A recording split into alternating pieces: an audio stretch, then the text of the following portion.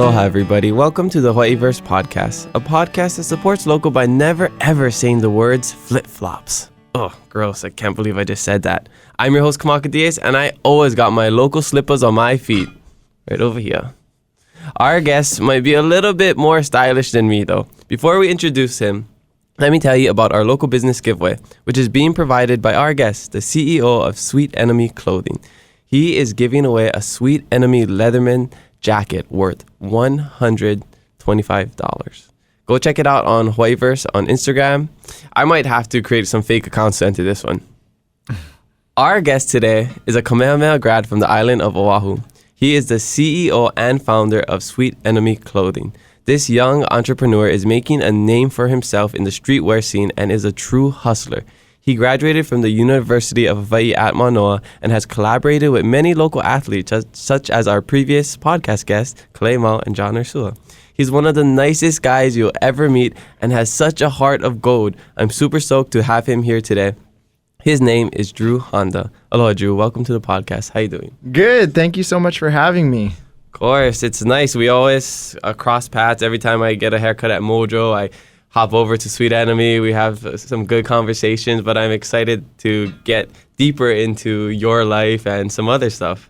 I know. I'm excited to share. I really appreciate this opportunity. Yeah. I mean, I would say you're a friend to me. We've known each other for, I think, about a year. We did some Hawaiiverse spotlights, collaborated on some other stuff. Yeah, you're a really nice guy. I know. Thank you. You're cool, too.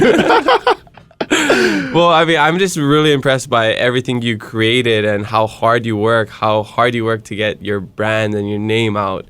You know, you're always working on something new, and I respect the hustle. And, you know, the things you come out with. I'm decked out in my Sweet Enemy clothing right now. Good. I think the young kids say tough, right? I'm looking tough. Yeah, Is that you're how cool. You're looking super Okay. cool. Yeah, I'm still learning the lingo. But before we get into everything, I just want to know, you know, where you from, you know, where you grad, but what was it like growing up? And, you know, I want to learn about your journey before we get into the Sweet Enemy clothing stuff. Of course. So I was born and raised on Oahu. I live in Hawaii Kai. Still do reside over there with my parents. Growing up, I went to a Catholic school called Star of the Sea by Kahala Mall area. I went there till about 6th grade, and then 7th grade, I got into Kamehameha Kapalama. So didn't want to go there at all, but I used to cry, to be honest. I didn't want to go there, but my parents forced me. But I think that was like the biggest life-changing thing in my life. Just the opportunity and the network and friends I've made there is what helped me get to where I am today. Mm-hmm. So I'm very fortunate to be able to have gone to an amazing school as well as meet so many amazing people that support myself and my business and just, you know, everything in life since 7th grade or day one, you know. Why didn't you want to go to Kamehameha? You just wanted to go to Kaiser because it was close? Ooh, no to Kaiser. No to the Cougs. Hey, I mean, I'm a Kaiser grad, 1 year I over know, there, exactly. So. No, I just, you know, being at a small setting, I felt comfortable there. So I was very into... I wanted to stay with my friends, and there's like 10 people in my grade, so I don't even know, you know. 10 of my friends. 10 of my friends. I'm gonna leave them, but I didn't want a new opportunity. And back then, like, I had to get homeschooled in kindergarten because for some reason I had like anxiety, like growing up, where I didn't want to be away from my parents or things like that. So my mom pulled me out of school because I would cry every morning. She pulled me out of school and she made me go to homeschool, and then she sent me back. But it was like one of those moments I didn't want to leave my, like, where I felt comfortable. Mm-hmm. So I wanted to stay there. Then they forced me to go there. I tried hard not to get in too. Like I tried my hardest to not do good on the test or whatever, the interview. But fortunately now that I did get in. But yeah, it was a crazy journey, you know, just the school transition. What is that test like? Well, I feel like you're so charismatic that they're like, we want this kid in no matter what.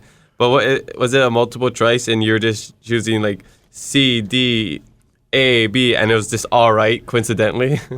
So we had that part of the test, and then we had the interview process. I remember, I think it was now where it's the middle school now, we had, I forget who I met with, but fortunately they thought, I guess, I did well that they put in a good word. So I don't know. me and my sister both got in the same year, so it was a blessing for my family. And with her being there, it made me feel more comfortable because I would catch the bus. You know, I didn't have friends. You know, it was a new transition, and you're at a big school. I was going to a little school up to 8th grade. Then you go to a school from kindergarten to high school with acres of land, and just you feel lost, right? So yeah, it's like going to college. Yeah, college in 7th grade. So catching the bus, then going. But luckily, my sister was there to like calm me down, like before school, and then you know I would be on my way. Yeah, so Kamehameha is a very cultural, like culture-based school. Yes. Right? So were you into that at the time? Or you just did you didn't even care? Even when you're in it, did you care? No, like going into it, I honestly didn't know what I was getting into. You know, I just thought my parents thought it was a really great opportunity. I got into UH Lab, where they both are high school sweethearts from, and Kamehameha. But of course, the better opportunity for my family was to go to Kamehameha. But the culture-wise, you know, I took Hawaiian from 7th grade to 10th grade, and then I took it into college from from freshman to sophomore year.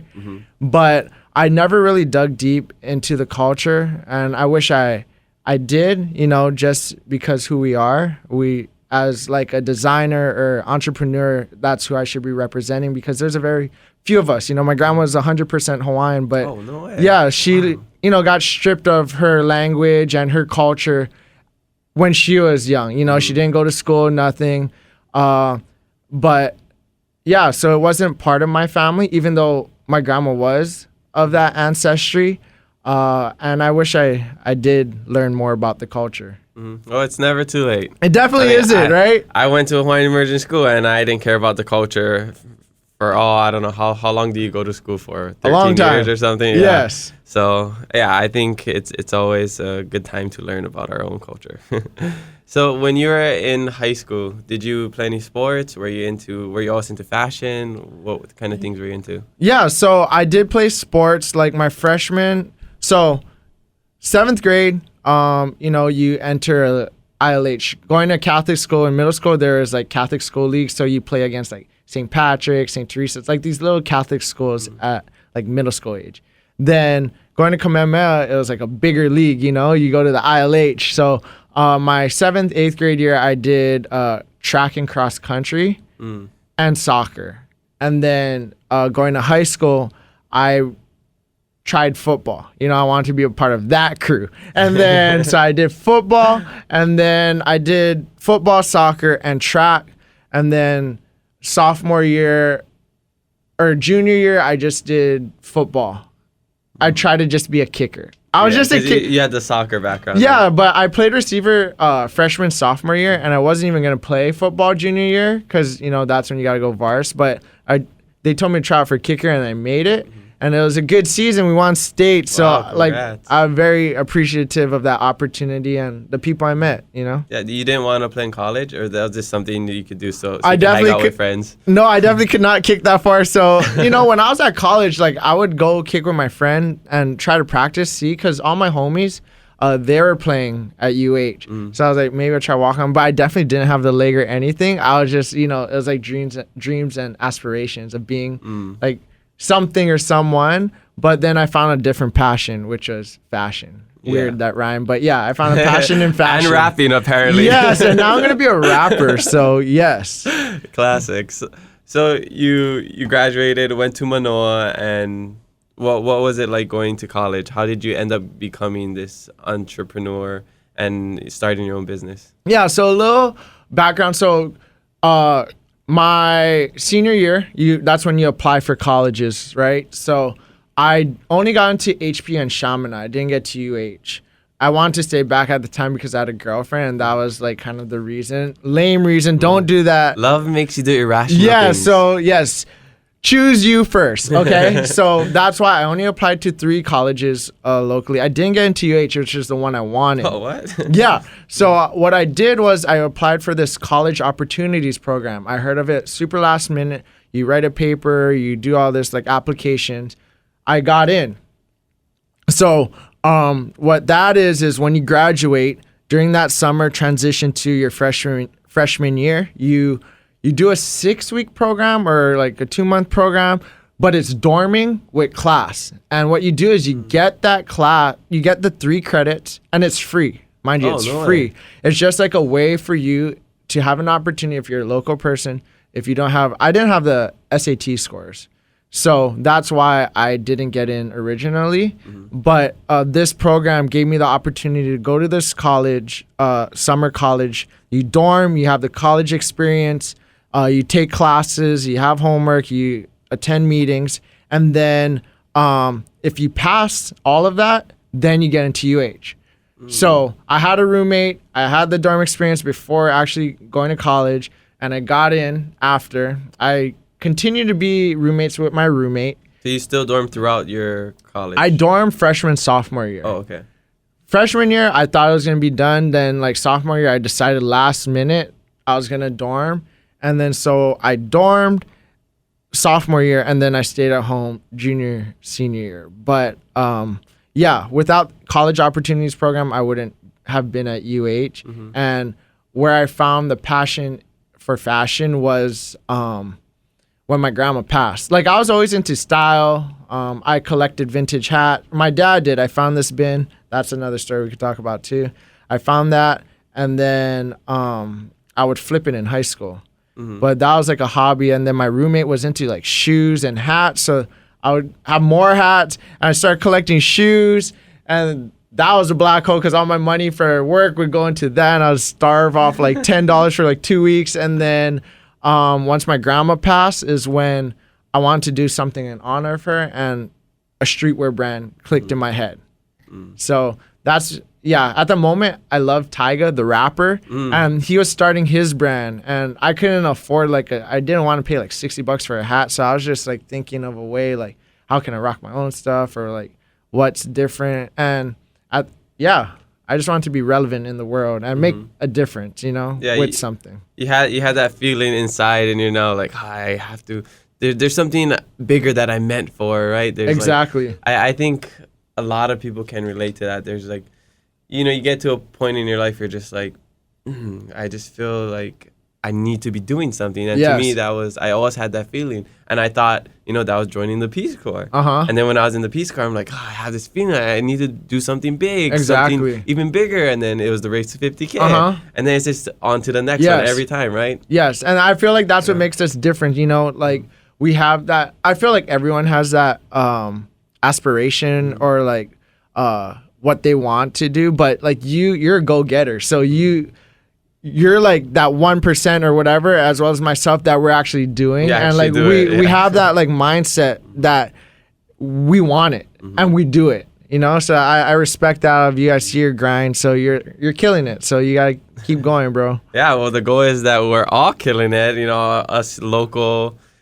young people just trying to make a name for ourselves and make this community a better place. Exactly. So that's what it's all about. I want to go back to some of your stories. Yes. Because it sounds really interesting. So you found something in your closet, and that's what sparked your interest in things? No. So like, okay, my room at home is so small. Like, probably like 10. I don't even know. It's really small. Like growing up, I had a bunk bed, everything, like dresser. That's like my room in Hawaii. It's really small. But I never, for some reason.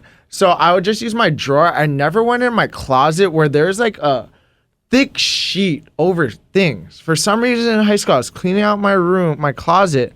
I find a whole bunch of stuff. But the one memorable thing was a bin. And this bin had all these fire vintage hats.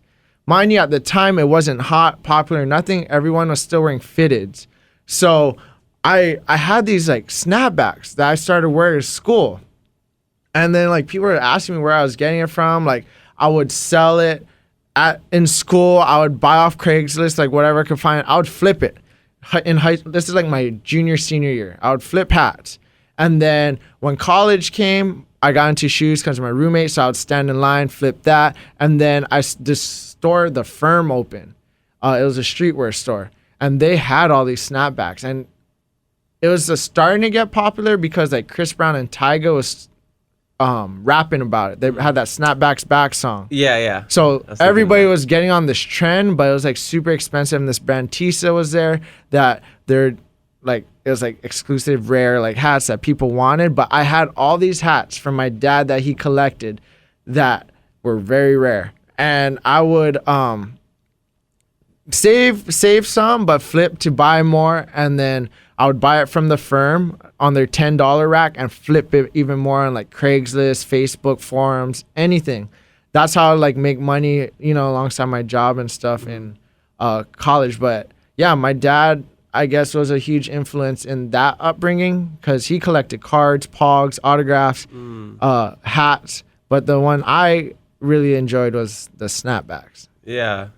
Wow. So what kind of profit margins were you making with these hats? Well, I had 100% profit because it was my dad's, and he said I could do whatever I want with it. Oh, yeah, but what about the ones you were buying and So flipping? I would like flip. I would sell it depending what it was. You know, I'll buy a hat for 10, and then maybe like a 25 to 30 or 35. Nothing crazy on those because it was kind of generalized, but no one else could really get it. Shoes kind of is where the profit. This is like my business side. Like in high school, I would buy stuff off Craigslist, flip it. This is like where the entrepreneurship came And this in. is all just like self-taught. You just like found an interest, found something you were passionate about, and you just went with it, I right? guess at the time it was about making money, right? So That's what you're motivated by. not now, but back then. Yeah. Yes, definitely. You know, I didn't have a job or anything there. I wanted to provide for myself. Like I hated asking my parents for money or, you know, doing so I would try to find a way to make my own money. And then even in college, that's how I would make money other than a job at Genki for like 4 years. So Yeah. Oh, I think I remember you at Genki. We used to go in after college. yeah, and we you hook know, everyone up I know. probably. Yeah, I mean, I guess we can say this now since you're not working. I But know. we get so much food on the conveyor belt where we order whatever, and then you guys would charge us for like one plate or something. Yeah. It was I got the best. busted once, Yeah. but yeah, I feel bad, you know, being an entrepreneur now is just like, damn. Hey, no I feel worries. so That's sorry. the corporations. Yes, It's okay. they got Screw money. them. Exactly. They got money. But yeah, I feel bad for that. But Hey, we learn, right? exactly. You got to go through it. When you're going to college, I mean, like, even like, how were you as a student? Were you pretty, you know, not super straight edge? Were you a little bit more think outside the box? And but I'm trying to say that in a way that's nice without saying cheating or not, you know, just trying to get by. Oh my Were God. you No, that I kind of- definitely cheat. Like, okay, the cool part is I never bought a book in college, a textbook ever in college. I never wanted to. I could never get myself so to not do that. I didn't. I only did the reading books for like English, you know, those paperback, but I never bought.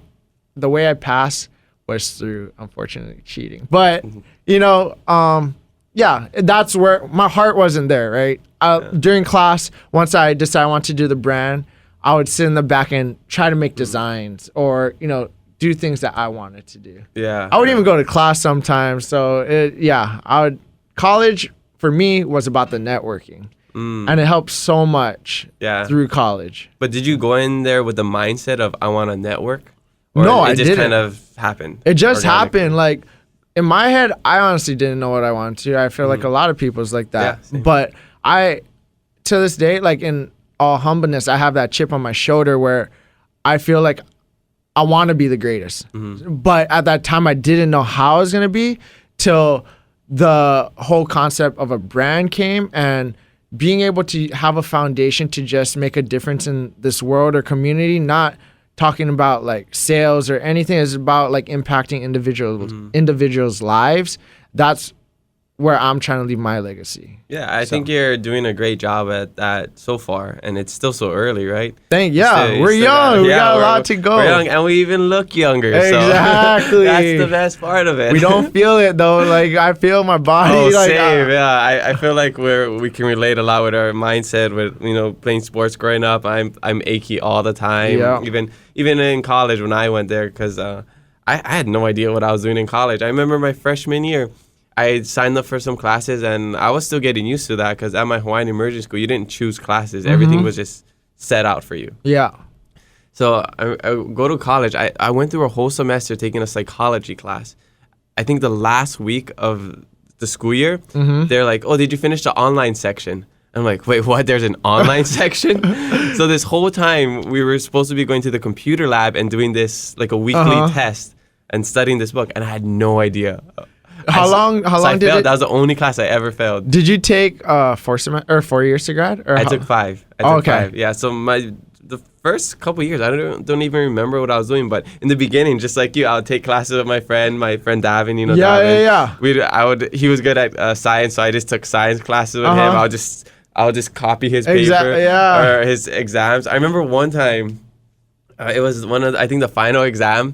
And he finished earlier. I think we had this system, and I was like trying to look over, but I don't know if he thought I was done already, so he left. And I was like, "Oh no, he left too early." And I just kind of just guessed, and I passed. Yeah, so dude, yeah. So like, I had to stay an extra semester because I didn't really check up with the counselors or anything. Where I was just copying my friends' schedules because I wanted to be in their class the first semester. Then I go see a counselor, and they're like, "What are you trying to major in? This none of these classes are gonna like get you your requirements." So I decided to do family resources because all my other friends that played sports were going into family resources. So I declared that major. But yeah, that made me stay a whole semester back because I was fooling around, you know. And then yeah, it was crazy. Like moments of copying. I remember this one time. I cheated this whole test. Wait, can I talk about this? of course. Okay, cool. Well, nobody's gonna scold us. We're not gonna get. I cheated this whole test. I forget what class it was. The whole thing. Then I look. The guy leaves. I look. There's 3 different tests. So this is like I had like 15 minutes. They would do that, right? But they never do that for all the other tests. So that's why I was, oh my god, I had to erase all the answers and literally have to redo it, just guess on the whole thing because I definitely didn't study. I went in going like with my mindset, I'm gonna copy that guy. But then I realized, dude, he had like test B, I had test A. I was like, oh my god. But yeah, it's just like moments of that, like you live and learn. Yeah, exactly. And we're not talking about this to encourage everybody to cheat and whatever. Definitely don't cheat. Even though I take a book out of my friend Aladdin where he says it's not stealing if you don't get caught. It's not cheating if you don't get caught. But then he goes right after that. Oops, I'm caught. Yeah, so don't cheat. Yeah, so yeah, we wouldn't recommend it, but. Yeah, when I was in college, I didn't declare my major till I was a senior. What? I don't even know how I got away with that. Yeah, wait, what? Yeah, I would start going to the counselor and I would tell him like, I don't know what I want to do. I was thinking maybe going into, I don't remember, but I asked him, how do I become a secret spy agent? That's the only thing I was thinking of because I was like, oh, that would be kind of cool. And he's like, oh, you have to major in political science, whatever. And I was like, I don't want to do that. And then, I liked writing, so I was like, I don't want to do English. I don't want to be a teacher. Which is funny because I ended up being a teacher in Madagascar and then getting mad at students for cheating. So actually, my sorry to get a little off track, but my mindset when I became a teacher was like, okay, I'm going to scold you if you're cheating, if it's super obvious. If you can cheat and without me noticing, props to you. Yeah. That's how I'm thinking because, like I said, it's not cheating if you don't get caught. Exactly. Yeah, and only in school. No, we're not talking about relationships. Definitely Never don't cheat in your relationship. No, don't ever do that. Yeah, stay faithful, kids. Yeah, come on, guys. And adults. Yeah. And everybody listening. Yeah, but so I wanted to be like a FBI agent, and then I don't remember what happened, but I ended up just declaring my major as communications, which is also like a sports athlete major when I was a senior. Yeah, so I know it sounds like we kind of have similar paths. We're probably in the same classes, to be honest. Yeah, you were there. I mean, we graduated the same year, right? 2011, and then you graduated 2015. college. 15. I was 16. Oh, nice. Yeah. Okay. All right. Super interesting. All right. So you started your business after you graduated college or during? During college. So 2013, my grandma passed in 2012. So a few months later, I wanted to do something in honor of her. So that's where this whole like streetwear brand idea came up. And from there, it was kind of like history. Mm-hmm. But can you talk more about the name? Like, why is this your enemy? What was your vision for it? Of course. So the way we got it. So once I thought of an idea, I went back to my dorm. I was thinking of ideas, and it was kind of going like the Hawaii route of super basic name. I think at first I was gonna name it Beautified or something super generic with like a rose cursive under it. But then I showed that to my sister, and she's like, "No, that's super generic. That's probably like a fashion line or a makeup brand." I was thinking makeup. Yeah, something dealing with that. So she's like, "Definitely don't do that." So she went to the drawing board, came up with a few name ideas, and Sweet Enemy was the one that clicked with me. I was like, "Dude, that word Sweet Enemy, that like." It was like instant. And she said, "Okay, let me think of something." So I give a lot of props to my sister. Like all the times I talk about this and all the success, or if there's success or whatever I've done, she's been a huge part in just the upbringing of this brand, because without her, the name, the logo, she helped make the logo. It's pretty much the logo how it is today, but more generic. So there's like maybe 4 petals on it, nothing crazy, but it still had the same structure to the S and the E of a rose. But she was a huge part of this brand and still is today. Well, shout out to her. Shout out to Courtney if you're listening. Hopefully you are. That you she is a big influence in it. But back to the story. So at the time, that's what clicked, and I didn't have like a story to it like how I have now. You know, it's super in like the upbringing where when people ask, I'll say it was in honor of my grandma, representing her. Like the first shirt said "Love is Pain," so that was kind of the slogan at the time. And going into that, so once the name came, the logo came, I was trying to make merch now. So I told my friends like, "Hey, this is what I'm trying to do," and they're all very interested. You know, you're 18 or 19 years old trying to do something. Your friends are very supportive. You know, so I'm just like, okay. I call all the printing companies I see on Google to see who can print like the least amount of shirts, because a lot of the numbers I was getting was over 100 quantity, and there's no way I could afford that. You know, I was going to UH, and then I was working at Genki, a minimum wage job. Spending all your money on shoes. And wasting my money on shoes at the time. Yes, so I was like, I'm trying to see who can like work with my budget. So this place in Aiea called People Print, they said they could do it for I think it was like 24 or 30 shirts at maybe 10 or a little more, or probably like $12 a shirt. So what I did was me and one of my best friends, Jason, we went to the store in Aiea, and I was like, I honestly don't know how a shirt is made. What do we do? And he's like, he gave me a piece of paper, and he's like, draw whatever you want on the shirt, and we'll mock it up on the computer, and then we can go from there. So I have this like shirt from Nike. It said "The One and Only" with the logo on the bottom. So me and my friend were thinking like, what should we put on a shirt? And he's like, bro, you should put "Love is Pain," because like that's what you deal with, you know, when you lose someone in your life, and you can relate it to your grandma. So then I was like, dude, yeah, that sounds sick. So I mocked it similar to this Nike shirt and put my logo under it. A couple weeks later, they get back and they send me this mock. It did not look like what I drew up. But I was like, man, that's cool. I'm going to roll with it, because I was eager. I wanted to have this product, and, you know, I didn't have the skill set to make a shirt. So I was like, dude, I'm going to just roll with that. So we put it in. It took a couple more weeks, you know, to print and stuff, and I got it. And then what I did was, the first post I've ever had was I took a picture of my grandma's grave with the shirt, and I announced like, I made this brand in honor of my grandma.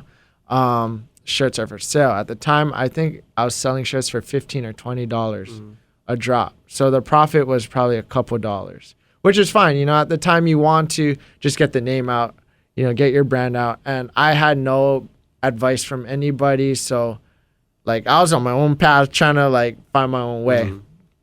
And then I did that, and I sold out like that.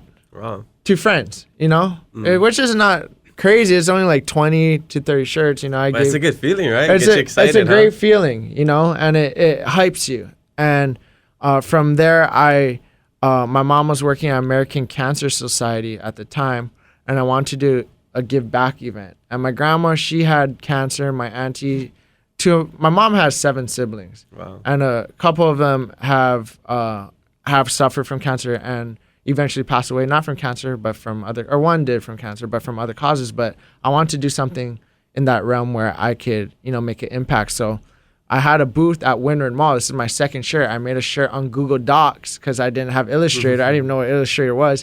It was like in a rectangle. It said "Fight for a Cure" in pink, super basic. And I put my SC Rose in the back, the generic one.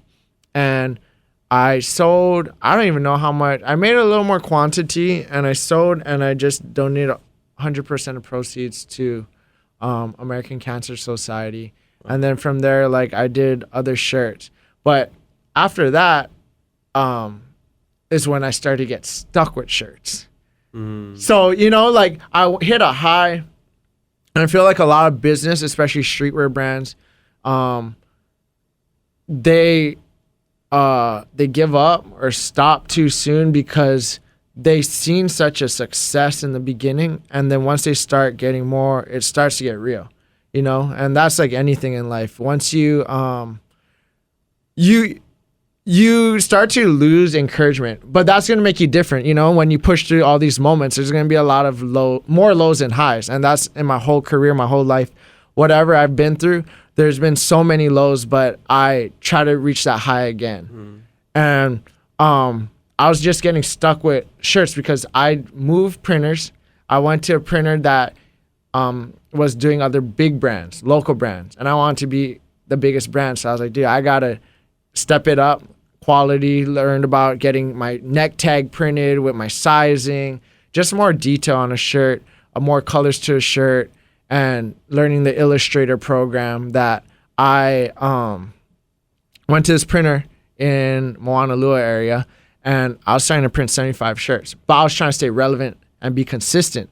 So I was trying to print shirts every month or maybe every other month at 75 pieces with no following. At the time, Instagram wasn't how it was with the promotion, the ads. It wasn't such business oriented where it was all a lot of word of mouth, friends. It was all friends supporting. But after the few shirts, they have so many shirts. Why would they need another one? So I was just getting stuck with shirts and shirts and shirts and barely getting new clientele because I wasn't doing anything to get out of my comfort zone. I wasn't doing pop-ups. I wasn't doing ads. I wasn't doing anything but just thinking I'm the best brand, but I'm not selling anything, and my graphics weren't even that great, so it was very interesting how, from there it went on, So what was the thing that made it switch? What was the thing that flipped the light switch where it just started to take off? So but it was on Hanahali Marketplace, to be honest. That's where I learned consistency and hard work. There's a lot of businesses around that were brands that helped me learn the process. One, I give a huge shout out and respect to Hawaii's Finest. Such a big branded name, especially in the local community. I would go to when I had that 10x10 booth, he had an office, and I would ask him so many questions, and he would be so open. A lot of people. Paulele? Yeah, Paulele. There's a lot of people in this world that I've reached out to, and I'm gonna be honest, they didn't respond. I screenshotted that stuff, and I will always remember me being left unseen because it's just I wouldn't want to do that to anybody. And a lot of those businesses related to they would talk about their grandma or my business related to them, but they left me unseen, not wanting to help me. Which is cool, and I don't care. Chip on your shoulder. Yeah, that's motivation. But Lele was that one dude that he opened the doors, and we would meet sometimes at 11 p.m. Wow. And he would talk with guy. It was just being in his presence that gave a local boy hope that there's so much to this world and industry. And some people think fashion or selling T-shirts may not be a real career or anything, but I use this as a platform to be able to inspire, to give back, to I feel we have a household name slowly that I could start up any business and it would have such a success because of the strong foundation and belief system we have now, you know? So it's amazing to see like the growth. Ohana really taught me that consistency. I was trying to keep up with Hawaii's Finest because they were dropping stuff every week. So I was like, dude, I'm trying to drop stuff every week. And I was making it happen to like sell the items because I was getting out of my comfort zone. Like I from there like was using freelance shooters. I was doing stuff that I never did before, but I was still working my corporate job. Oh, you had a job. I had a job. So after college, I couldn't get a job because of my major. And I didn't want to go into counseling. I didn't want to go back to school. I didn't want to do any of that. I wanted to open a shop. But no one, honestly, a lot of people didn't believe in me. And that's like the most coolest part because I remember a lot of faces when I said I was going to open a shop. Of course, there's a lot of people that believed, but I remember those individuals that their face like dropped or like looked at me dumb. So I totally remember all that. And I just had to go through this like long process and life journey to get me where my mind was at. So I substituted and worked at Genki my semester after college. And then my friend, she was an office manager at a staffing firm. I didn't even know what I was getting into. I just heard the money. I heard, it's a career. You know, my parents wanted me to have a real career. And my friend helped me get my foot into this staffing firm. It was one of the largest staffing firms. It was the largest staffing firm in the world at the time and a Fortune 500 company, you know? So it was a very respectful thing in that corporate world that I didn't want to get into, but I had to do it. So I did that for 3 years, but the last year there is when my mom's friend reached out to her saying there's a 10 by 10 spot. Because 2017, I applied for the spot I was at, but I didn't get it. And that's on South King Street. South King Street, correct. But it was the corner spot where the record store is. Okay. So they chose a media company over me, which is fine. You know, I was only a year in my corporate career. I think it's actually here.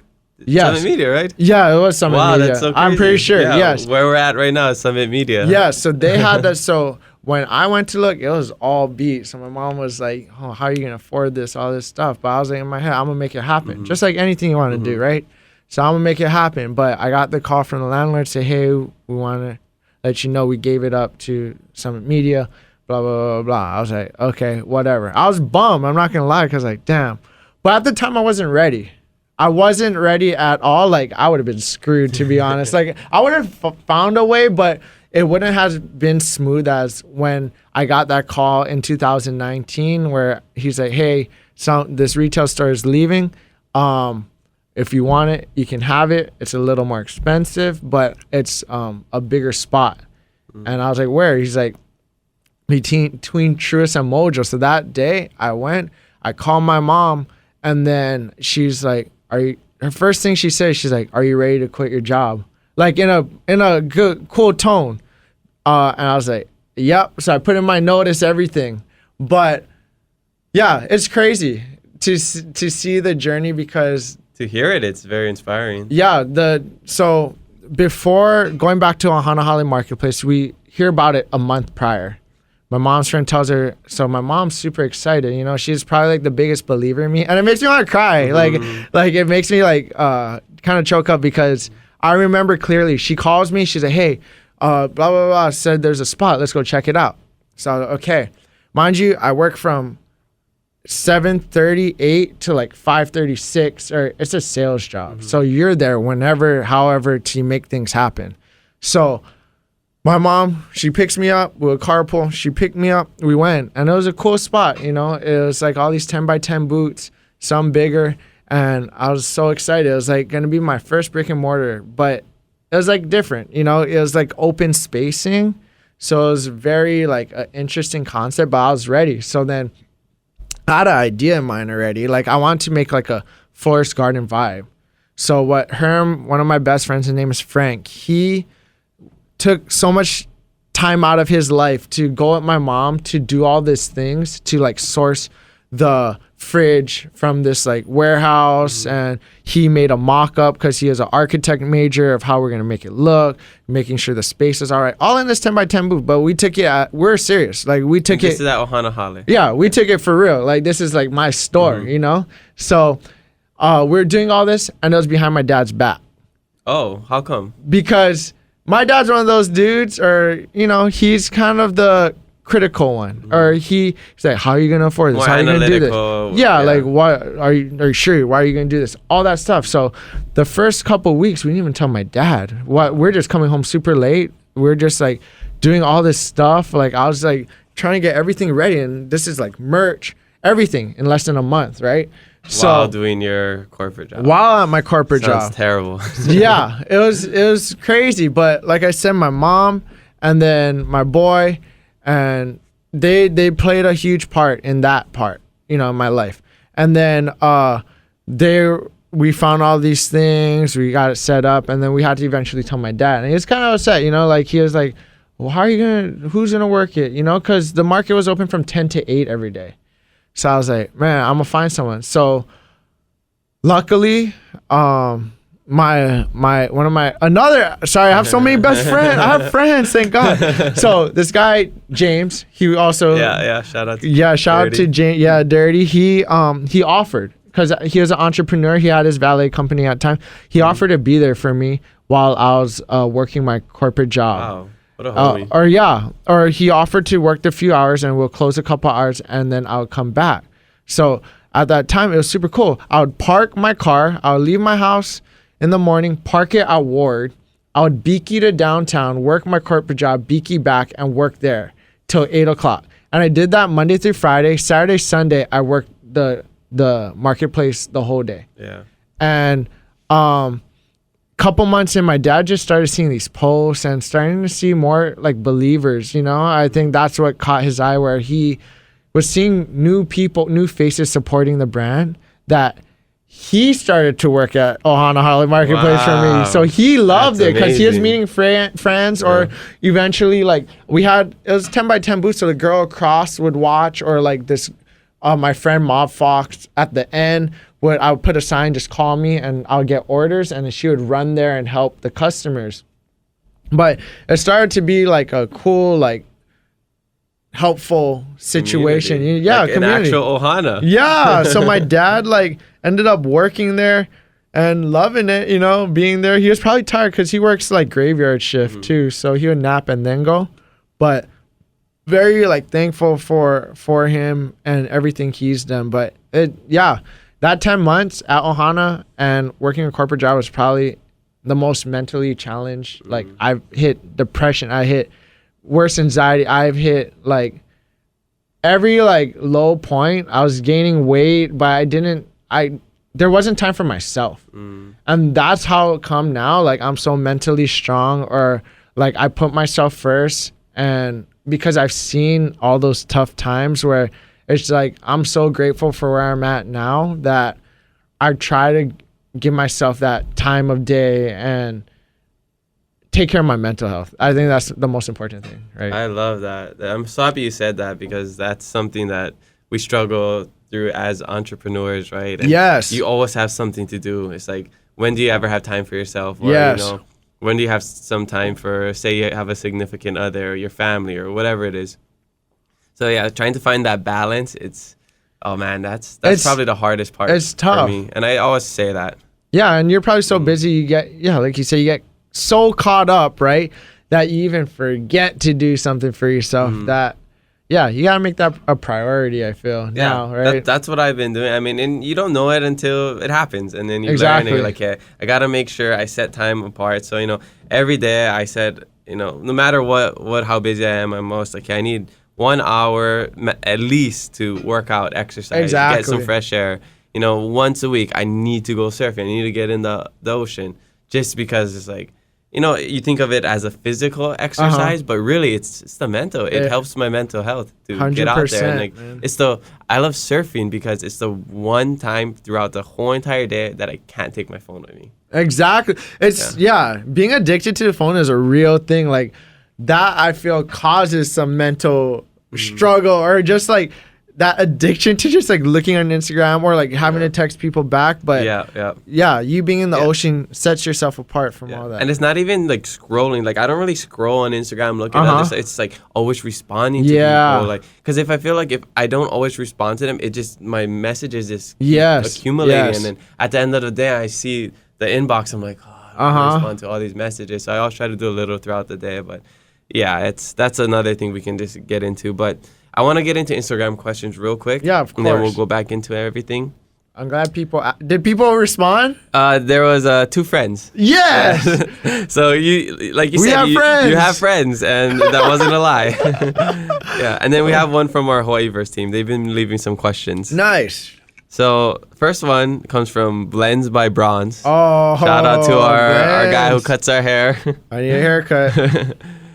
He wants. I don't know if this is some inside joke, so I thought it's funny. So I'm interested to see what the answer is. Heard you like milk bats, 2% or skim? Wow! What? Oh my god! Okay. Explain, please. Oh my god! So my junior year, I was making bad decisions. I had a girlfriend, a new relationship, but I wasn't being a real truthful person. So I was Skyping this girl from another school consistently, which is bad because stay faithful. This is like one of the biggest life lessons because I would never cheat on my girlfriend or some. I respect people more, because of this instance. They found out, her and her friends found out, and we have like a big cafeteria and it goes by periods. So if you have lunch that time, you go, whatever. We had the same lunch, but she sits with her friends. I was with my friends we had like 10 on the table probably. And all I hear or see, I see these girls like in a line just walking towards me. And these girls are like cheerleaders, so this is dramatic, right? So like I walking by and then I see a cup, just like I had long hair at the time too. And she's like, this is for blah, blah, blah. And then she pours milk on my head and then puts it on the ground. There's milk all over me and then all over the table, and then they leave.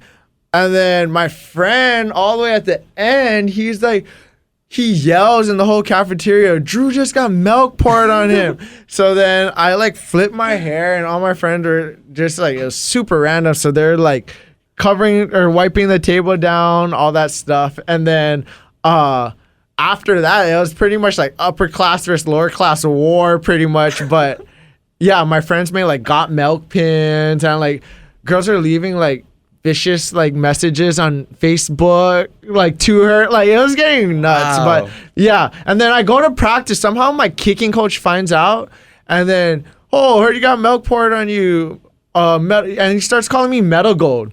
And then he used that. He called me Metal Gold for the next 2 years, and then pretty much like the coaches would say like, imagine getting milk poured, like get me mad, like imagine that's a milk box, it just became like an inside joke. But that was one of the coolest things in my life, getting milk poured in my head. Yeah. It's like a movie. That's what I was thinking. It just sounds like a movie. Yeah, it sounds like Mean Girls. Yeah, dude. Yeah.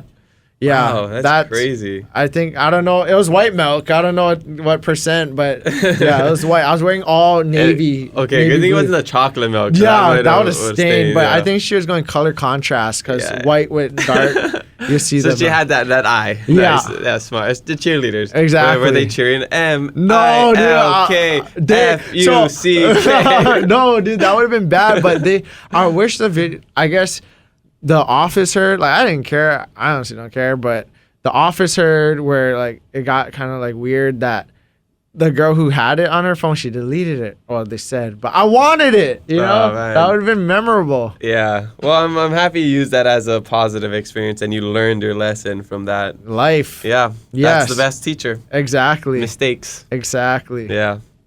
Well, that's a cool story. Mahalo Bronson for sharing that. Thanks for throwing him under the bus. 13 years later, Jesus. Nah. Classic. All right, this one comes from Thick Daddy Sap, our boy Cody. Cody. He wants to know his most memorable / enjoyable part of the Sweet Enemy journey. Mine? Yeah. Or his? Well, he's saying me, like his, as in you. Oh, yeah. Me? I think a lot goes to that beaking from work. I have well, it was on my old phone. Hopefully it's on my old laptop. But I recorded a video of me saying this is my last day ever having to work a corporate job, wear all this stuff, and just like beaking to work and back. But I think those moments really humbled me because it was just like such a stressful. Like I love what I was doing, you know, being where I was at Ohana and stuff. But just like mentally and physically, it was just super tough. So that moment really helped me be who I am as a person and help me be able to adapt and overcome any obstacle just through that struggle. So I think those beaky moments was probably, and all my coworkers would like joke about it, like, oh, you gotta go beaky and all this stuff. And yeah, it definitely was a very memorable moment. Yeah, you always saw the bigger picture, right? Like, yeah. This is gonna suck right now, but it's gonna pay off in the future. Exactly. And I was very grateful that this shop where I'm at now came onto my lap when it did, because it was like the perfect transition in life, you know. And it gave me time right before COVID to like build something. And then, you know, we're at a good place now that all my life I felt like I was like kind of like sinking or like underwater because of all this inventory, or you know, feeling stuck. But now I feel like I'm finally, my head's above water and I could see way more clear with a bigger vision and accomplish. I feel like I could accomplish anything. Just seeing what I've done, and not to be cocky, but just seeing what I've done, I feel like anything is possible. Yeah. Really possible. It's because you know what you're capable of now. Yes. Yeah. And more, because I've always been in this comfort zone, and that's my life, right? But getting that step into the marketplace and doing all that was the first step out of it. And me being in different situations was more out of the comfort zone. But that is what helped me taught me how to swim, you know, in that sense, right? It's beautiful. It's a beautiful thing once you take a step out of that area of comfort. And, you know, it's just like where a lot of people are afraid of the unknown, like what it's going to be. But we don't even know what we're afraid of. Exactly. You know, until you get there. And it's really just a new situation. You don't even know if it's going to be good or bad. Exactly. Until you try. So that's why it's so important to just take that leap of faith and, you know, go. And, you know, if you fail, you fall flat on your face, at least you know. Exactly. At least you know that's something like you didn't want, you don't like you doing your corporate job, you know. You had to do it. It was necessary, but you knew that wasn't for you, right? You didn't like that. True. But, you know, because you did it, you solidified it, like, oh, yeah. I'm definitely not doing this, right? I'm never going back. Like, that's you know, starting was the biggest motivation. Like, I'll make it happen, you know. In my life, in life, fine. Everything's not about money, but you need money to live, right? But I'm just trying to be, like, happy as a person. Yeah. And that joy comes from other things. And yeah. Somebody told me this metaphor. It's like starting a business is like jumping off a cliff and trying to build a plane while you're falling. That sounds 1,000,000% correct. And money is basically what you use for extra, like, wind or whatever to keep you afloat, you know? Exactly. So that's what it is. It's not the most important thing, but it definitely helps with the situation. So that's how I kind of look at it. I'm never motivated by money, but we need money to live, right? Exactly. That's just the reality of it. Exactly. Yeah. Cool. Well, mahalo. Oh, no, we have one more. We have Hawaiiverse. My Hawaiiverse team wants to know, what is your favorite local food to eat? Man, I have a lot. Well, like Hawaiian food or just like anything? Any local business? Any local food. Yeah. Shout out Waipuna Sushi. Yeah, Dynamite Maki there is like my favorite sushi roll. Without cucumbers. Where's that at? It's by Manoa, across the Surges, like by the shopping center. Okay, I gotta check them out. But that is like my most favorite thing in the world. I love Waipuna Sushi. What's so good about it? The sauce. So you know how like a shrimp tempura roll? They got the unagi sauce? No. So you know, like a spicy temp with the spicy tuna with the shrimp roll and cucumber. So they have like their spicy tuna, which is like a thicker chunks. And then like it's making my mouth water. Like a special sauce with like another special sauce. Wow. Okay. It's crazy. Yeah, put that on your to-do list if you're listening to this and haven't tried it. But that's like my favorite like thing to eat. Sushi. Okay, yeah, I love sushi. That's always a good one. All right, so mahalo for the Instagram questions. Make sure you leave some for the next episode, and maybe your question will make it on the podcast.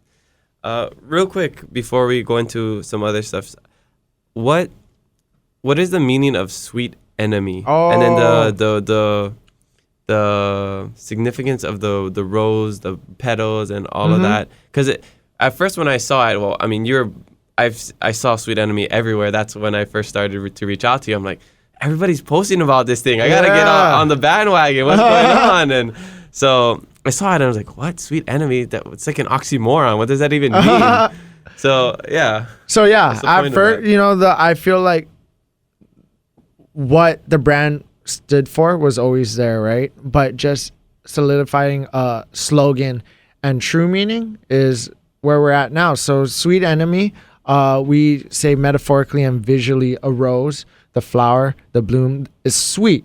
And then thorns, we relate it to like the enemy, the hurt and pain we go through when we lose someone in our lives. And that relates to our slogan, never forget the reason. So a lot of times, a lot of us, we forget why we do things, right? A lot of times we do things for our lost loved ones. And that's why I started the brand. And that's who I'm mainly trying, in the beginning, mainly represented, but now it's bigger than that. I think this brand represents everybody. So that, Sweet Enemy is like a rose. Yeah, like your grandma. Yes, my grandma Rose. That's beautiful. When I first heard the explanation, the story behind the name, it made me like it even more. I mean, thank you. Your stuff is good. You're very talented. Great designs. I mean, you started making shorts as well. You have jackets. You have hats. You have phone cases. You got what is the thing that goes on top of the car? License plate holders. We got it all. You got it all. So yeah, I can't wait to see how far you can take this business. Thank you. I didn't even realize until the other day when we were talking before this that you wanted this to be the biggest brand in the world. I've always said that. Yeah, my first slogan, 2013, it was super generic. It said the takeover. That was like I deleted all my Instagram posts and I wish I kept it to rebrand it when I did. But one of the first posts with my friends, it said the takeover. And that, with that being said, like I've always had that confidence or chip on my shoulder. It's just now we're in a better place. And I see it way more clear. And how I'm going to get there, I see it times a million. But it was a takeover. And this story is funny. So one of my friends from high school, he was like helping me make new designs and all that stuff because he was good at graphic designing. He did Illustrator and those programs where he made a shirt and it had a circle. And a lot of people don't know this, only your close friends. So yeah, he made this like circle with the rose and then words on the outside, but I didn't double check or edit it or look at the spelling or anything, right? So we changed the slogan to the movement. So that was supposed to be on the shirt. So I printed 75 of these shirts and it said the 2013 in Roman numerals, the rose, and he spelled the movement with an N. MOVENMENT. But I didn't know till I was getting calls from a couple friends like, hey, I just want to let you know, did you spell the word in the back wrong? I was like, oh, wait, what? So then I was like, I'll call you right back. I call the dude that helped me, that went with me to the first place. I was like, bro, blah, blah, blah. We spelled movement wrong. He said, what? He's like, just say that's your slogan. You're moving to the top. So I was reaching back out to all these people. I was like, oh yeah, no, we want it to be different because everybody uses the movement. So we put an N in, so it's like moving to the top. And I just rolled with that. So like, yeah, it was really bad, but that's like something you always got to adapt to, right? Just like mistakes. You got to kind of find a way. And that's the cool thing about like clothing or creativity, Art. like art, right? You could say something and people will believe it, you know? I mean, it's subjective. Yeah, so it is what it is. That's and so funny that you kind of just rode with it, put your own spin on it. And Yeah. you're just like, nope, that wasn't a good mistake. thing it wasn't like a different like letter, because like if it, I don't know how we Yeah, would if it have was like a Z or movie or Y or yeah, something, something what weird. would be the weirdest one? Maybe like a P. A movement. Yeah, maybe that's just the Filipino accent. Oh yeah, representing my Filipino side, so Yeah. something crazy. Wow, that's an interesting story. That no one knows. A lot of people don't know about that. That's so funny. When I used to see that shirt being walked around, I would cringe so hard. But you only know. Only you know. Yeah, or Yeah. see some of my Yeah, I friends. guess, like yeah. eventually, I told people because Yeah. that was like 6 years ago. So Yeah. Man, I that's bringing some memories to me. I published my first book last year, and I edit it, do all the things you have to do to make sure it's all correct, publish it, and then I noticed a mistake. And I'm the only one. I guess nobody noticed it, but I noticed like right Oh my God. first page of the book where it's like the foreword, or it was I think on the cover it says kind of like a description of it, and in the front of the book it says the same thing, but I did so my thing was this is a collection of blog posts or whatever, and then I wrote this is a collections of blog posts. So in my book, the first page it says this is a collections. Oh my God. But I guess nobody really thinks about it. They're just like, Yeah. maybe nobody just reads it. That's what it is. Exactly. It just flows. Yeah, they're so like you're a collections. Oh, maybe because sometimes we don't know. English is hard. Yeah, There's a lot exactly. of nuances in English. Exactly. So maybe some people are just like, oh, maybe it's collections. Yeah, collections of poems instead of a collection. No, So, I've- I don't know, man. That's what I'm telling to myself to make me feel better. No, yeah, you're fine. No one realized it. You're okay. Yeah, and then that's the same about yours. They're just like, oh, maybe this is just how it's supposed to be. Yeah, Like, exactly. moving Or it. they don't really read through it either, Yeah. unless you're like looking at every single word or trying to correct grammar.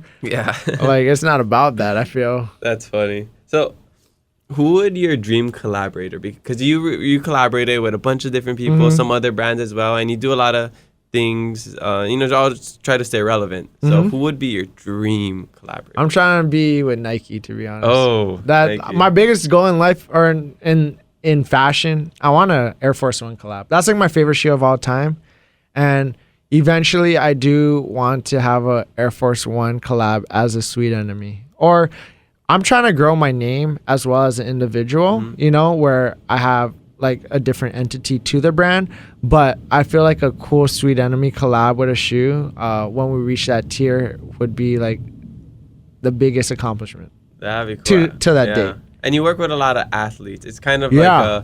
it's not a brand, like a sports brand, Yeah. but a lot of athletes resonate with it, Yes. right?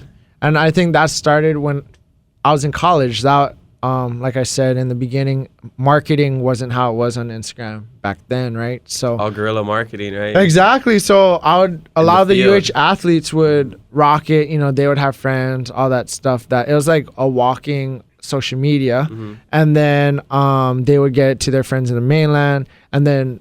At that time, Marcus was at Oregon. He was rocking the brand, as well as a couple other homies at Oregon while they're like hot. That was a team, and Marcus was killing it.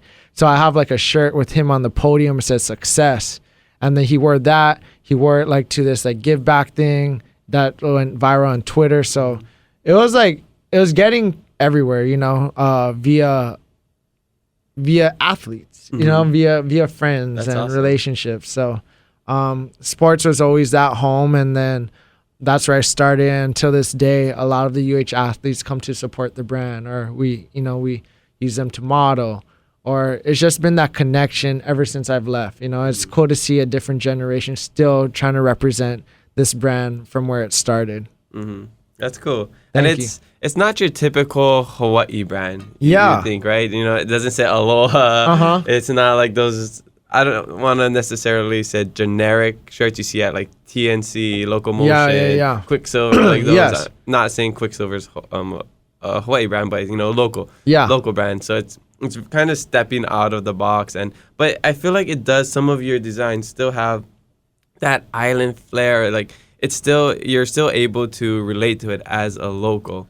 Exactly. Just because I don't know. I also feel cool wearing it. I don't buy any clothes. You're basically the only clothing brand I support. Thank you for supporting, bro. I appreciate that. But I always feel cool. I'm just like, I'm like the cool kid wearing Sweet Enemy. So it makes people feel tough. Yeah, the crazy part is not till midway through Ohana, I didn't make anything with Hawaii on it. I didn't have anything that said Hawaii. I was trying to be like a mainland brand, have that style to it. But then I made this like diamond head logo with the H to have a H logo because I was trying to find different logos to represent different things. So this H logo is right on this jacket that I worked with. I did this old school play on like the Hawaii UH colors of hats, and it went. And I made tees that went. I was like, dude, this is like a whole different demographic. But from there, as a creator, I started thinking of ideas to represent the States in swag. I was trying to like have that style, like the mainland, or like, these like LA or these fashion scenes are interested in, but with a Hawaii twist. Not all my stuff say Hawaii or have that, but a lot of things deal with sports, but I make it like a Hawaii play or just like that positivity thing. Yeah, and that's one of the biggest things about you is positivity. Right? Exactly. Yeah, and like from listening to your stories, I can tell all the positivity that you put in your life's journey. So yes, that's super cool. I love that. Thank you. Yeah. So take us to a day in the life of Drew Honda. What is that like? So a lot of this is how my day starts, or most times. My thing is like I hate routine, but a lot of it kind of goes back into it. But when I see myself getting stuck in it is where I pull out, change something up. But I have that, that power, that control now. Before it was just like I was just stuck in this like revolving door. Now no more. But my day starts up. I wake up around 6:30. I go to work out. Most days at 24s, and then I go home. I take my dog to the park. I eat a little oatmeal breakfast. I usually try to eat oatmeal so I can take my vitamins, and then I go to drop my dog off at the shop, and then I go to thrift in town, and then I go back to the shop. I package orders, do anything I need to, and then I work from 12 to 6 labor wise in the shop, and then after it's kind of like open, I create a lot. Some designs don't come like that, some do, some take like hours, but I try to knock things out, submit stuff or things that I couldn't do during the day at night, and then of course the dinner, relax. I have a girlfriend. I hang out with her.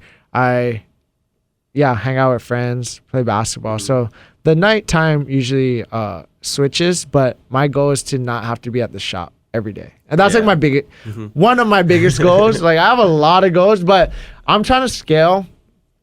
I want this one location, right? And to be able to do pop-ups, not just on Oahu in different cities, but other islands as well as other states. So I want to have this one shop, but not have to be there every day. So what I want to do is I want to get a fulfillment like spot, scale to a warehouse where I have that inventory, scale online, but have this one destination where people is like, oh, I want to go see Sweet Enemy. Yeah, like, it's like the one Starbucks in Seattle. Yeah, they want that experience, right? So, and in our store, it's different. We have thrift and vintage.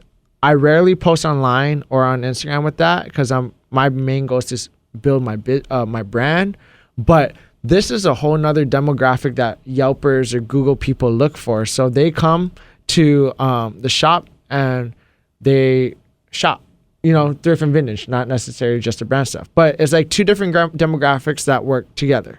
And my dad, I gave him all the props because now, instead of working the shop every day, this dude thrifts Monday through Saturday because he loves it. And it took him time to kind of get an eye for stuff. He used to like FaceTime me every single day. Like, is this good? Is this good? Should we get this, that?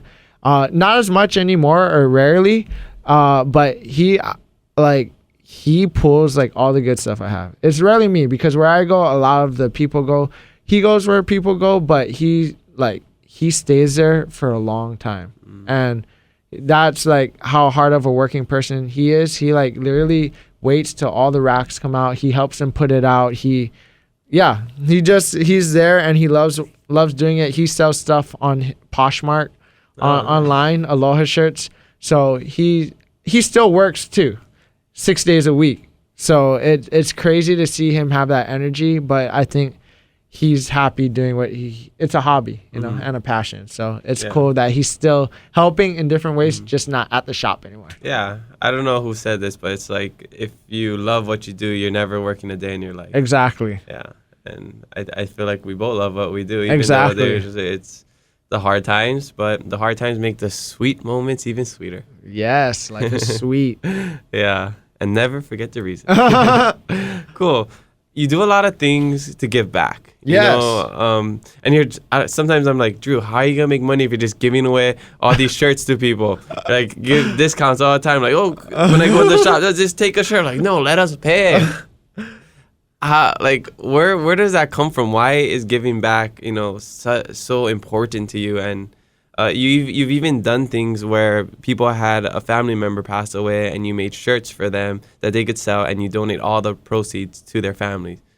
Yes, I think my parents instilled a good quality in me growing up. I've always seen my parents to me, nourishing me and like raising me and taking care of me and just like giving to me. I think how they raised me is they humbled me where I have everything in the world, and that's like my family and friends. It's not anything materialistic. There's a lot of people out there that, don't have anything. And, we clothe people on the streets all the time that come by our shop, or we do all these events because, that's my happiness. And I love to do that because, I'm in a position where I can, and that's why I started the brand. I want to be able. I wanted this foundation. I built it, and now I can do it. At times it was hard. I was feeding homeless by myself in Chinatown. My parents were like, "Don't go there by yourself." But I'll go to my grandma's house, package stuff, sandwiches, goldfish, all that stuff, and go to Ala Park by myself. And then the next one, me and my friend, I have that video. I think it was like Christmas around there. He like had a GoPro 1 or something. He's like, we're like, sweet enemy, giving back. And we went out, we gave food to all these people for Christmas. And then the group started getting bigger where we went to Bronson's house. His house he lived, or like a whole bunch of people lived there that all the homies came. We all were sweet enemy. We all packaged all this stuff. Then we hit Kaka'ako, and we fed all them. And we did that a couple of times, and I wanted to do something bigger where we did a tie-dye project. And my goal is to clothe 150 homeless and provide food. So I started a GoFundMe. This is 2017 maybe. I started GoFundMe. We raised $1,000 in a day. Wow. So what I did was I used that money. Got 150 shirts, printed Never Forget the Reason in the inside neck with the size, because I didn't want them like representing the brand doing something crazy, right? So I didn't want to print outside. So smart. We made it unique by a few friends, like over a week span, would come to my grandma's house in Manoa, and we would tie-dye them. So I had a tie-dye look, so I knew that was my shirt. But we did that. We popped a tent. We made it like a thing where all the homies came. We ordered bentos. We got toiletries. We got a whole bunch of stuff alongside these shirts where it became something bigger. And that was probably my biggest project then. And from there, we've done live concerts, 100%, benefit concerts via virtual Facebook, Instagram Live, Facebook Live. And then these like T-shirts, pre-order shirts to like give back to families. But yeah, however I could help, I'm always there to help. Yeah, that's amazing. I mean, much respect to you for doing that. Thank you. I mean, people need support like that. Exactly. And not a lot of people are always willing to ask for it. Exactly. So the fact that you take initiative and you're so open to giving back, and even if it's not beneficial monetarily wise for you, I think that's so good. And I think that's what I love about our community here in Hawaii, is that we're always so used to giving back. Like we can give very easily, unconditionally, right? Yeah. It's like, here, take this. I don't want anything in return. True. Right? And I think that's just something we learned growing up, just from what we see. Yeah.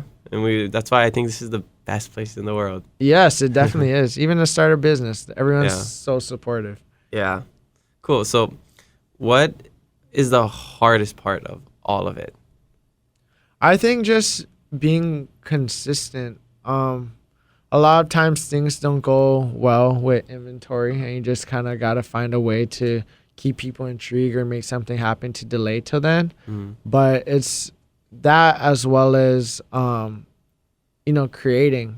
I feel like I'm blessed to create designs, but a lot of times I have creative blocks where I sit at a computer for like 5 hours and might not even think of anything, so that whole process is pretty it's challenging. But yeah, other than that, it's just being consistent, I feel, and trying to find ways to grow and attacking it. But yeah. How do you get past that mental block? I think you just gotta jump to something else, try to create something else or accomplish something else to get a different feel, and then get back into like seeing, or maybe it's not even the right, maybe it wasn't meant to be. So you gotta kind of change your mindset and do something different, like create something different. But like if you're stuck on a project, like say if you're collabing with someone and they want something certain, then you kind of gotta like make it happen. And that's where you just gotta like keep looking at inspiration, keep writing down notes, and something will come. You just gotta apply that pressure and it'll come. Yeah, pressure makes diamonds. Yeah, pressure makes diamonds. Right on. Cool. That's a good lesson and good piece of advice as well.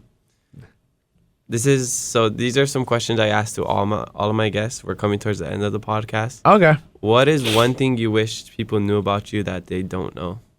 One thing I wish people knew about me that they don't know is that, just like a lot of people, I deal with anxiety or depression. I feel like that's like a huge thing in my life, and it's weird how I say that, because last week I experienced like some like mental thing I've never experienced in my life. And that's why like this week I'm like grateful. Like at that time I was like, dude, I went to like chiropractor, get a massage, went to acupuncture, called the doctor, seeing all this stuff. At first I thought it was physical. Then like it came to my head. I was like, dude, I felt like this, but not this bad, like intense times like a million, when I was working in a toxic environment. And that's where I started to, I've been through some tough times through like breakups and stuff. That's where I used all this like, times where I've got stronger, is I applied that to my life once I realized it was more mental, and then now I'm better. But like it was like a weird thing. I felt lost and trapped in like this weird space. I felt like I wasn't here. Like it was weird, and I've never felt that. So it was like a really crazy experience. Wow. Yeah. How did you get out of it? So at first my mom was like, "Are you okay?" Because I guess I was acting different. Because people notice. Yeah, but you don't, sudden, right? Yeah. And this is the beginning. I was like, "Yeah, I probably just depressed or something." I said, "Okay, let me know if you need anything." And it got really bad. Where like I was telling my girlfriend, I was like, "I'm not okay.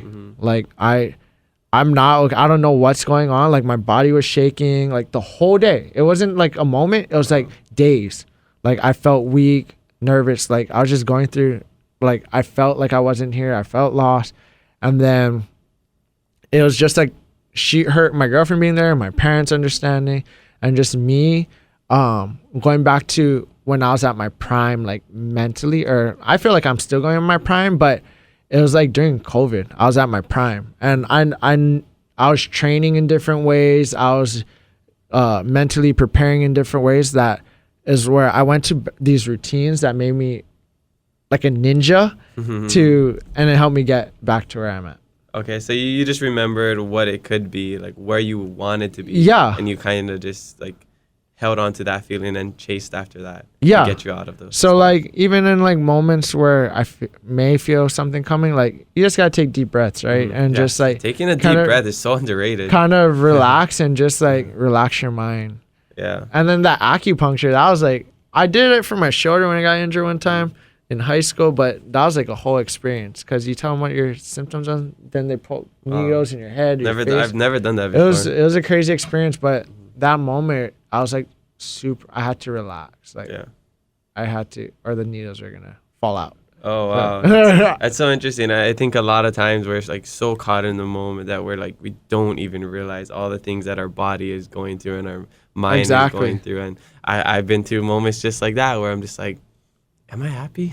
Exactly. You know, like what is going on? Like I don't think, times where it's just like, I don't think I'm depressed, but I don't think I am happy with my life right now. And there could be a lot of different reasons. There could be like, for me, a lot of times when I'm injured. Like I can't do the things that I love. I'm just not happy because I don't have my coping mechanism. What I love to do is be active, play basketball, surf, whatever. So when I'm injured and I can't do that or I'm too busy, I'm just like, people start to notice. I remember when I was in my third year in Madagascar, I was just like working, came home and like I like 2 weekends in a row I couldn't play basketball because I had something else, and I had a relationship like long distance. And I say long distance, but still in Madagascar. It's so far to each other. We lived in the same island, but like a day away from each other. So like trying to deal with all that pressure.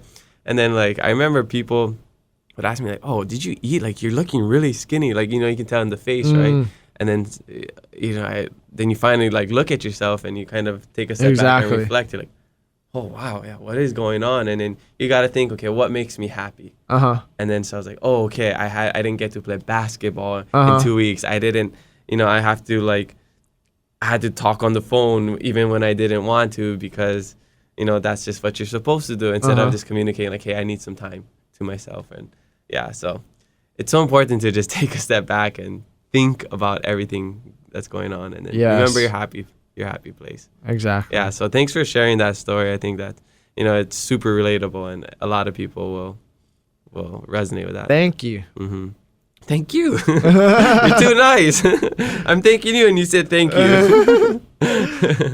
Okay, so do you have a life hack ready for us? This is a new segment in our podcast. My life hack is to do what you love. And I mean that as if it's a career or just, doing your hobbies, things like that, because a lot of people get stuck in this comfort zone or stuck in routine. But if you do what you love and just take time to enjoy something, your life is going to be so much happier. So if you want a happier life, start spending more time doing what you love. And if you are scared to like career change or, start your own business, if you apply that pressure as well as manifest and work towards it in God's timing or your time, everything's gonna set, be perfect. You just gotta do it, Yeah. A lot of people give up too soon. So just do what you love, take that risk. Life's too short. Yeah, I love that. I think people get caught up in doing things because they're supposed to. Maybe there's societal pressures, family pressures. Exactly. So it's hard to really just go fully into doing something you're passionate about. But I think that's the cool thing about COVID is that a lot of people had to go into. They had no other choice. No, right? Exactly. Yeah, it's cool to see that. Yeah, and we talk about motivation, and I mentioned this before on a previous podcast. Is people are motivated by two things: inspiration and desperation. So a lot of people in COVID, they were desperate, so they just had to kind of start their own business or do maybe they started to walk more or exercise or spend more time with their family. And then it really helped us think about the things we love to do. Exactly. Yeah. And, I think seeing other people, that was an inspiration, like seeing, like these people are spending time with their family. Like maybe we should have family dinners. I don't know how many people started family dinners because of COVID, right? Yeah. You're stuck. You had no choice. You had to stay home. But I love that. It's so awesome. Yeah.